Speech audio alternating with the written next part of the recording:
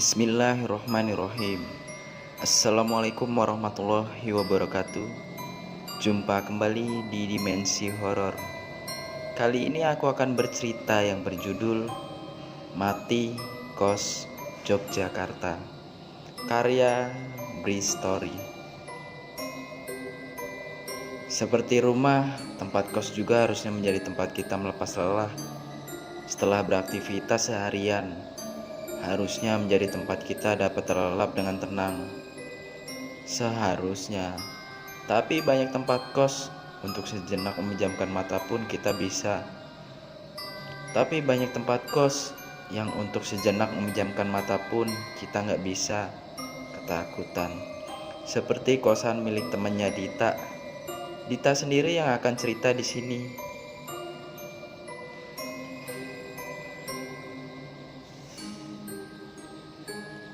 Kali ini dari sudut pandang Dita. Aku Dita, mahasiswi angkatan 2017 Universitas Indonesia. Walaupun lahir dan besar di Jakarta, tapi kedua orang tuaku asli Jogja. Mereka merantau ke ibu kota sebelum aku lahir. Karena itulah masih banyak saudara dan kerabatku yang tinggal menetap di Yogyakarta. Jadi, Jogja mungkin bisa dianggap kota asalku juga. Minimal saat lebaran aku pasti datang mengunjungi kota gudeg yang ramah ini. Selebihnya akan datang dalam rangka liburan ke rumah mbah dan saudara lainnya. Aku sangat menyukai suasana Jogja, orang-orangnya, lingkungannya, budayanya, aku suka semua. Apalagi rumah mbahku letaknya terbilang masih di pedesaan, jauh dari hiruk pikuk ramainya kota. Yang paling asik di rumah mbah ketika bangun pagi dan membuka jendela kamar, pemandangannya adalah hamparan sawah di pedesaan. Itu salah satu yang bikin aku kangen Jogja. Pemandangan luar jendela seperti itu nggak akan pernah ditemui di Jakarta. Tapi bukan itu cerita. Cerita aku tentang Jogja bukan tentang rumah mbah. Tapi ada cerita lain, pengalaman lain. Semasa SMU aku memiliki beberapa sahabat, salah satunya adalah Kiara. Orang tua Kiara tinggal di bilangan Jakarta Selatan. Nah, ketika lulus SMU, aku dan Kiara terpaksa berpisah karena kami diterima di universitas yang berbeda. Aku di UI sementara Kiara di UGM. Ya, akhirnya Kiara kuliah dan tinggal di Jogja. Waktu itu perasaanku senang bercampur sedih karena kami akhirnya diterima di kampus negeri. Sedih karena harus berpisah jauh. Ya kan kamu banyak keluarga di Jogja kan tak? Kan kamu sering ke Jogja. Bisa main ke kosan aku nanti. Hei. Gitu kata Tiara waktu itu. Benar juga. Kami masih akan sering bertemu kok. Walau pasti gak akan seintens masa SMU. Ya sudah, akhirnya kami benar berpisah untuk berkuliah di kampus masing-masing. Seiring berjalannya waktu, benar adanya, beberapa kali aku datang mengunjungi Kiara di Jogja kalau ada libur beberapa hari. Sekalian datang ke rumah Simbah. Seringkali juga kami bertemu dan kumpul di Jakarta dengan sahabat lainnya ketika sedang libur kuliah. Alhamdulillah persahabatan kami masih berjalan baik sampai saat ini. Banyak kisah, pengalaman seru dan menyenangkan yang kami alami sepanjang masa perkuliahan sampai sekarang. Semuanya membahagiakan, memberi arti jejak indah dalam hidup. Tapi ternyata ada juga pengalaman yang sungguh aneh dan menyeramkan. Kebetulan aku sendiri yang mengalaminya. Rentetan peristiwa yang terjadi ketika aku datang berkunjung ke tempat kos Kiara. Kejadian masih sangat aku ingat detailnya sampai sekarang. Begini ceritanya. Tahun lalu, tepatnya bulan Maret 2019, aku berkunjung ke Jogja. Memang berniat untuk liburan ke Jogja. Alasan yang pertama, karena memang ada libur kuliah agak lama. 1 minggu lamanya. Alasan yang kedua, Pada tanggal 15 Maret, Kiara berulang tahun. Kebetulan juga saat itu Kiara nggak libur kuliah, dia tetap di Jogja.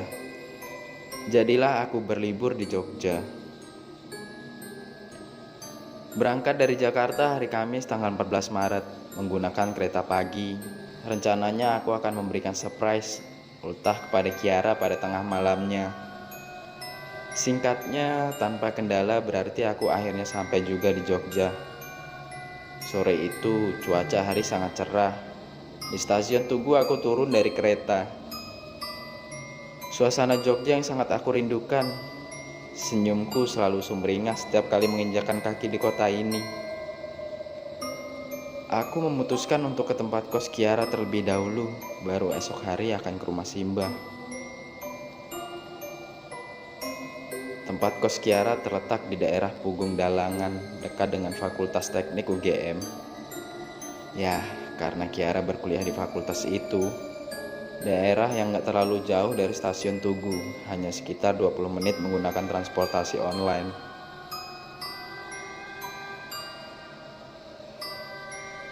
Aku sudah di stasiun ya, Ra. Bentar lagi sampai di kosmu.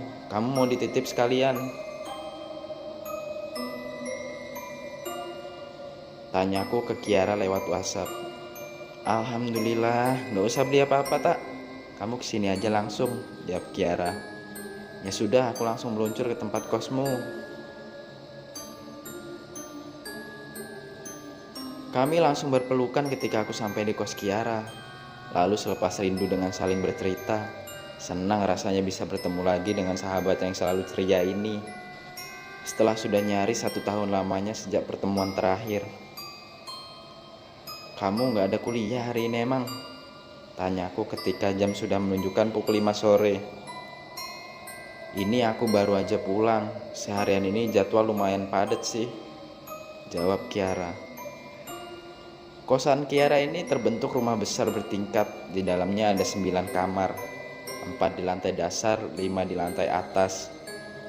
Setiap lantai memiliki 2 kamar mandi yang dapat digunakan oleh seluruh penghuni. Ada dapur juga. Letaknya di lantai 1 bagian belakang, samping tangga menuju lantai 2, dekat kamar mandi.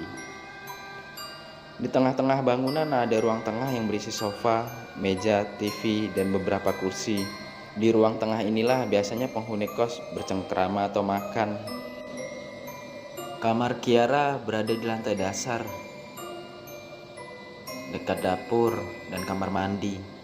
Sebelah kamar Kiara ada 1 kamar, sementara 2 kamar lain berada di depannya. Terpisahkan oleh ruang tengah, di ruang tengah inilah kami berbincang seru pada sore itu. Besar, tempat kos yang cukup besar, tempat kos luas dan nyaman.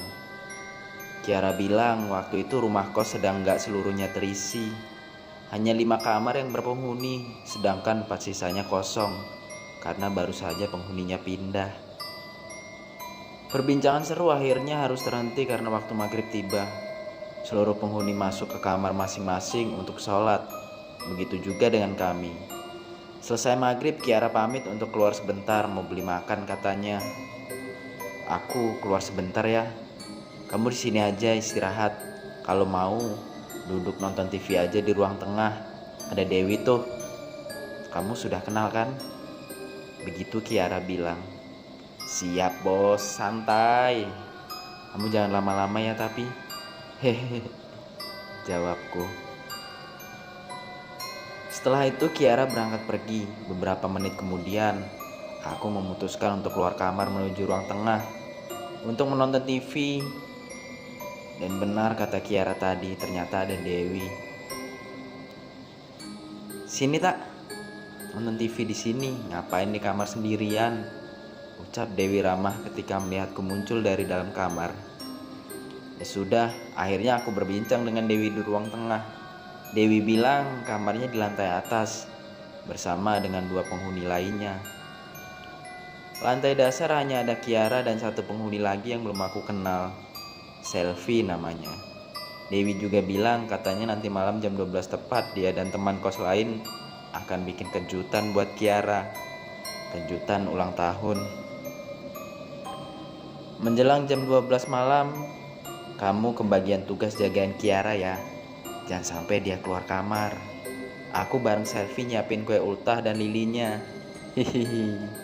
Begitu Dewi bilang. Kejutan ultah.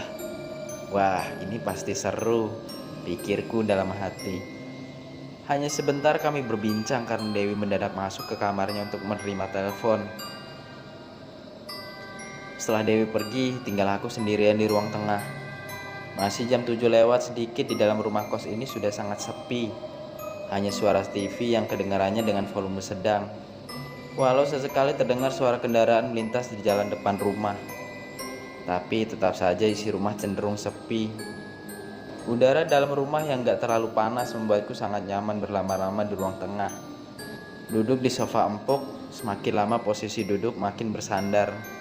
Lama-kelamaan posisiku nyaris rebahan. Kiara lama juga ya beli makan. Begitu ucapku dalam hati ketika nyaris sudah 1 jam Kiara belum pulang juga.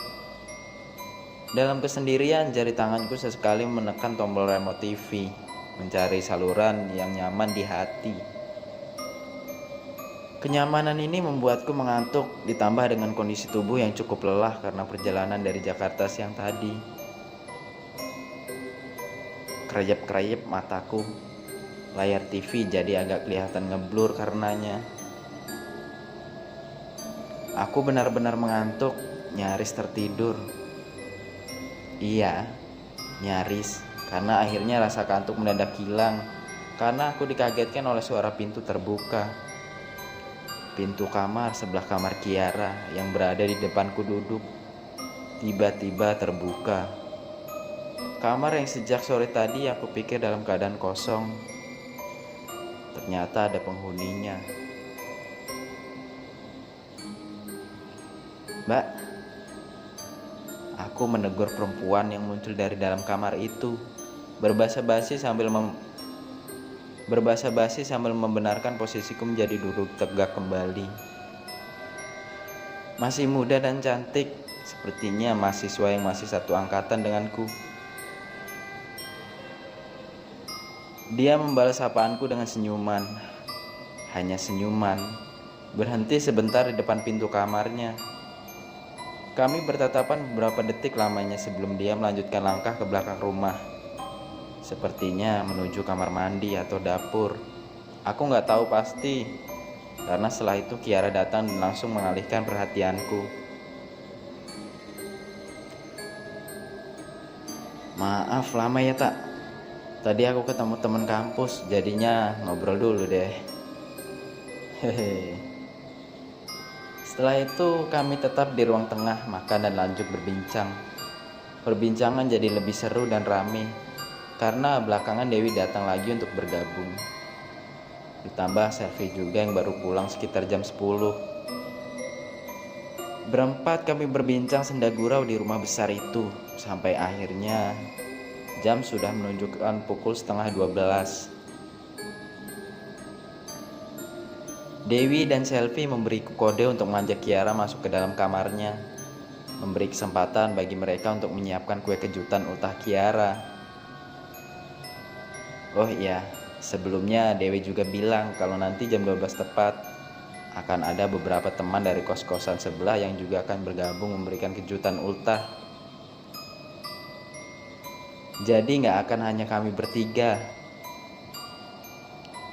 Ra, kamar yuk. Aku ada titipan dari papa kamu di tas tuh. Aku bilang begitu sedikit berbohong. Kiara nurut. Dia ikut ajakanku masuk ke kamar.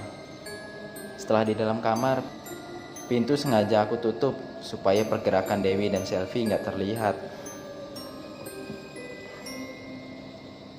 Beberapa menit kemudian aku lihat dari jendela kamar, lampu ruang tengah mati. Mungkin sengaja dimatikan oleh Dewi. Jadinya gelap gulita. Entah Kiara sadar atau enggak dengan adanya pergerakan Dewi dan kawan-kawan di luar. Tapi ternyata kejutannya berhasil.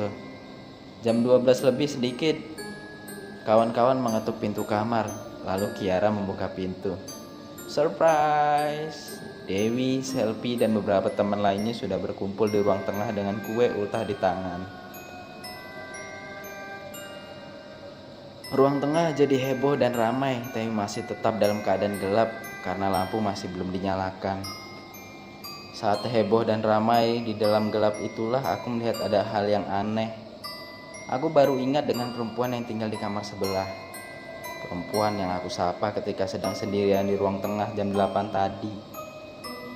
Baru teringat lagi dengannya karena aku melihat dia tengah berdiri di depan pintu kamarnya yang dalam keadaan terbuka. Ruang tengah masih gelap gulita. Penerangan hanya dibantu oleh sedikit cahaya dari luar rumah yang masuk dari sela-sela jendela. Sebelumnya agak terang karena ada cahaya dari lilin kue ultah, tapi hanya sebentar. Karena Kiara meniup lilin itu hingga padam. Nah, aku melihat perempuan kamar sebelah itu hanya berdiri diam di depan pintu kamarnya ketika kami tengah heboh dan ramai. Baru saja aku berniat hendak mengajaknya bergabung. Tiba-tiba ruangan tengah kembali terang. Dewi atau Selfie yang menyalakan lampunya. Teriakan heboh ramai kembali meriuhkan suasana, menghalangi pandanganku ke perempuan kamar sebelah itu. Beberapa detik setelah lampu menyala, perempuan itu menghilang. Gak ada di tempatnya lagi, mungkin sudah masuk ke kamarnya lagi. Begitu pikirku. Setelah itu kami melanjutkan acara, memotong kue dan memakannya bersama-sama. Kembali perhatianku teralihkan. Padahal sangat penasaran dengan perempuan itu. Ingin bertanya tentang dia kepada Kiara atau Dewi. Singkatnya acara selesai, jam 1 lewat, aku dan Kiara sudah berada di dalam kamar. Terima kasih loh tak kejutannya. Jauh-jauh kamu dari Jakarta untuk ini, ucap Kiara. Sekalian aku liburan kan Ra. Kamu jangan GR deh, jawabku. Oh iya, nanti aku ada kuliah pagi, jadi sekitar jam 7 sudah berangkat ke kampus. Kamu kalau di sini sendiri nggak apa kan ya? Nanti kalau mau pergi kunci kosan kamu titipin ke ibu warung depan aja ya.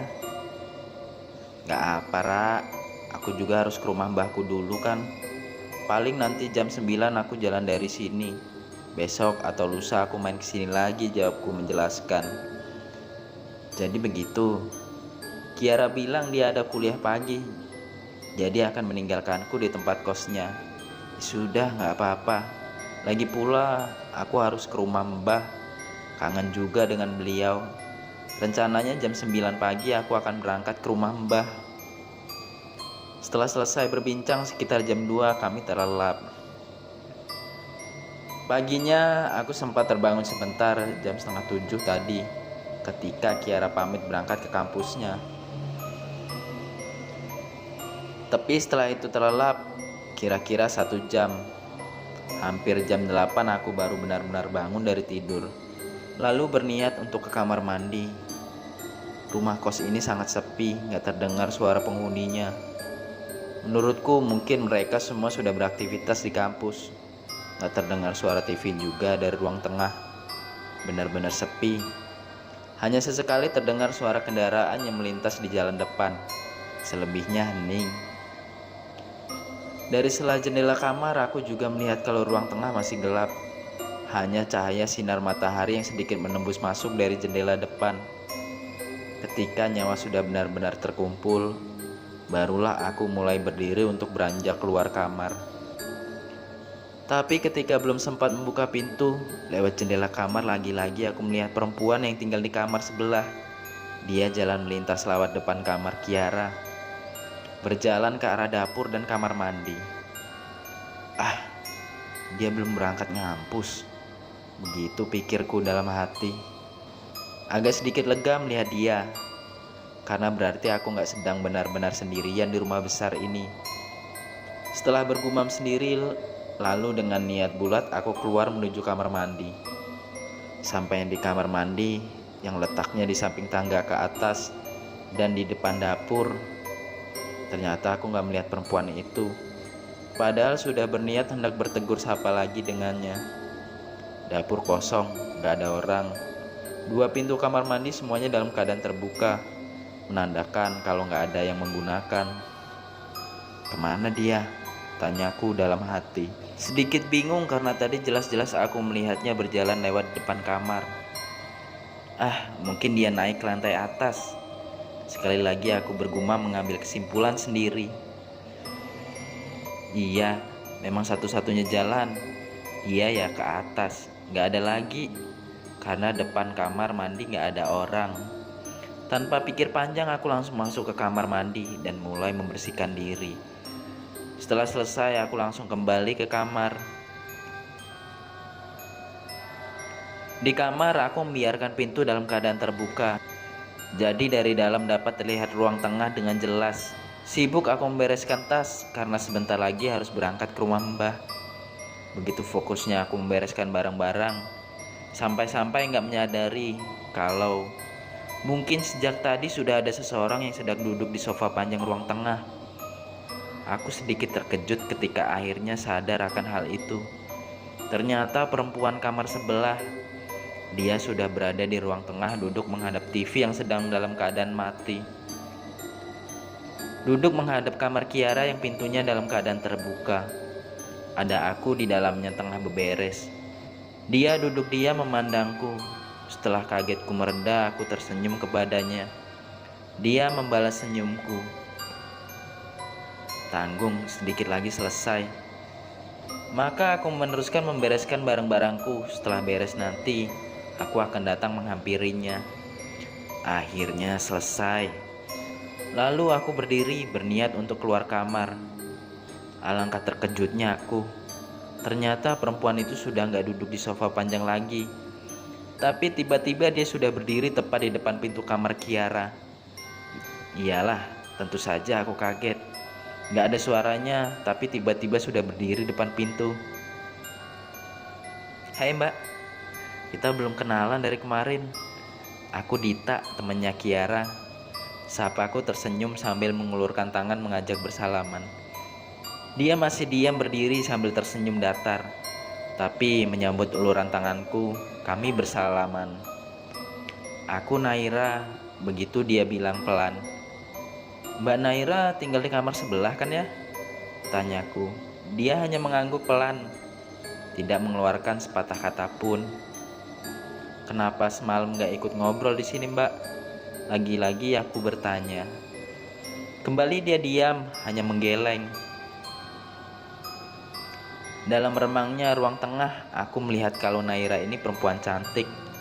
Rambutnya panjang sebahu, tubuhnya langsing berkulit putih, mengenakan celana jeans panjang berkaus putih lengan panjang. Tapi ada yang aneh, wajahnya pucat seperti orang yang kelelahan atau kurang tidur. Sebentar lagi saya pamit ya Mbak. Mau berkunjung ke rumah Mbak saya, masih di Jogja juga kok. Kembali aku membuka percakapan. Lagi-lagi dia hanya diam, kemudian mengangguk pelan. Setelah itu Naira berjalan meninggalkanku lalu masuk ke kamarnya. Penghuni yang aneh, pendiam sekali. Begitu pikirku dalam hati. Tidak lama setelahnya aku berangkat meninggalkan rumah kos Kiara. Hari Minggunya Kiara memintaku untuk ke tempat kosnya lagi. Dia mau mengajakku jalan-jalan keliling Jogja. Banyak angkringan baru yang menurut dia tempatnya enak untuk makan dan ngobrol. Katanya mumpung hari Minggu, dia nggak ada kegiatan perkuliahan sama sekali. Ya sudah, jam 8 pagi aku sudah berangkat dari rumah Simbah menuju Pogung. Gak jauh kok jaraknya. Gak sampai 1 jam aku sudah sampai. Dita, aku ke Indomaret sebentar ya. Kalau kamu sudah sampai langsung masuk aja. Ada Dewi di ruang tengah. Aku membaca pesan WhatsApp dari Kiara. Ketika sudah tepat di rumah kosnya, Oke, aku sudah depan kos kamu kok, balasku. Ya sudah. Aku langsung buka pagar dan masuk ke terasnya. Sepertinya rumah masih sepi. Karena ketika aku mengetuk pintu pertama kali, gak ada yang membukanya. Selang beberapa menit, aku kembali mengetuk pintu. Syukurlah, kali ini ada yang membukanya dari dalam. Eh, Mbak Naira, ucapku sambil tersenyum. Ketika melihat kalau Naira yang membukakan pintu. Makasih ya, maaf mengganggu. Kembali aku berkata sendiri karena Naira hanya tersenyum tipis dalam diam. Kemudian aku masuk dan menutup pintu. Dalam perjalanan dari depan menuju kamar Kiara, aku melangkah di belakang Naira. Dia berjalan sangat pelan. Ada yang aneh. Ternyata dia masih mengenakan pakaian yang sama dengan waktu pertemuan kami pertama kali. Celana panjang jeans, berkaus putih lengan panjang. Sesampainya di depan kamar Kiara, sekali lagi aku mengucapkan terima kasih. Mbak Naira, terima kasih ya sudah membukakan pintu. Naira tidak menjawab. Dia diam sambil terus melangkah ke arah bagian belakang rumah. Ya sudah, aku langsung masuk ke kamar Kiara. Di dalam kamar kembali pintu aku biarkan terbuka. Aku merebahkan tubuh di atas tempat tidur. Sedikit lelah perjalanan tadi. Dita, gitu dong, main kesini lagi. Suara Dewi sungguh membuatku terkejut. Tiba-tiba dia sudah ada di depan pintu. Iya nih, Kiara mau ngajak jalan katanya, jawabku. Oh gitu. Lah, Kiaranya kemana? Tanya Dewi.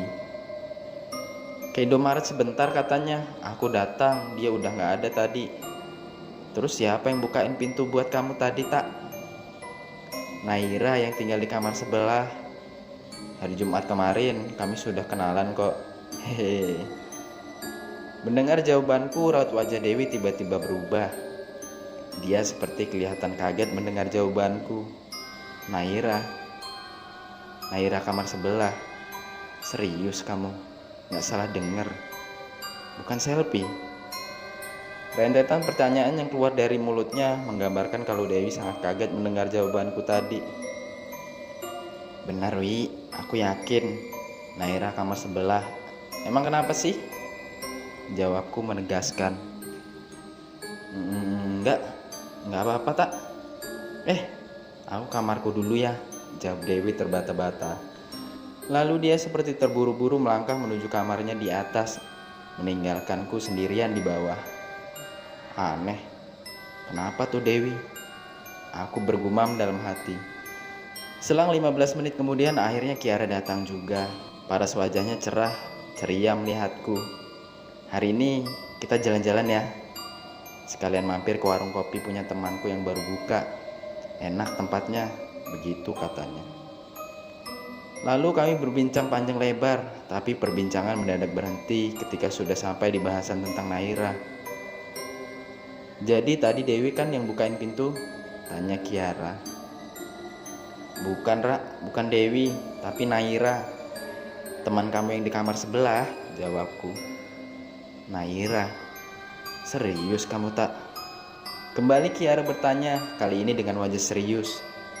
Kamu persis kayak Dewi tadi, langsung aneh begitu aku menyebut Naira. Emang ada apa sih? Nanti aja ceritanya, kita jalan sekarang aja yuk. Tiba-tiba Kiara langsung mengajakku pergi saat itu juga. Ada apa sih ini? Singkat cerita, kami akhirnya sampai di tempat warung kopi milik temannya Kiara. Disinilah Kiara bercerita panjang lebar. Kamu yakin yang bukain pintu tadi pagi namanya Naira? Kiara bertanya dengan mimik serius. Yakin Ra, kan waktu hari Jumat kemarin kami sudah sempat kenalan. Waktu kamu sudah pergi kuliah, jawabku tegas. Kemudian Kiara mengeluarkan ponselnya, lalu menunjukkan aku sebuah foto yang ada di dalam ponselnya. Ini bukan orangnya. Yang berdiri di tengah, kaos putih, tanya Kiara. Aku memperhatikan foto itu dengan seksama. Foto seseorang yang sangat yakin aku kenal. Iya betul, itu orangnya. Naira, ada apa sih Ra? Lalu Kiara menjelaskan. Benar, itu Naira, dia tinggal di kamar sebelah kamarku. Mahasiswi sini juga, angkatan 1 tahun di atas kita. Terus kenapa dengan dia? Tanyaku semakin penasaran. Naira sudah meninggal sebulan yang lalu, Ra. kecelakaan motor bersama adiknya ketika mau pulang ke rumahnya di Semarang. Adiknya selamat sementara Naira meninggal di tempat. Rumah kosku ini ada 9 kamar sebelum Naira meninggal. Semua kamar terisi penuh. Setelah dia meninggal, satu persatu penghuni pergi pindah kos karena mereka bilang masih suka melihat kehadiran Naira di dalam rumah. Mereka ketakutan sehingga memutuskan untuk pindah kos. Sekarang di rumah itu tinggal menyisakan aku, Dewi, Selvi, Rena, dan Indri. Rena dan Indri sudah sangat jarang tinggal di rumah itu, lebih sering menginap di kos temannya sambil mencari kos yang baru. Mereka ketakutan. Aku terhenyak mendengar penjelasan panjang dari Kiara. Terkejut karena aku memang sudah beberapa kali berinteraksi dengan Naira yang ternyata sudah meninggal 1 bulan sebelumnya. Sekian cerita kali ini yang berjudul Kos Mati Yogyakarta. Jangan lupa klik like, share, dan subscribe, dan tekan tombol loncengnya untuk mendapatkan notif terbaru cerita dari Dimensi Horor. Sekian, terima kasih. Wassalamualaikum warahmatullahi wabarakatuh.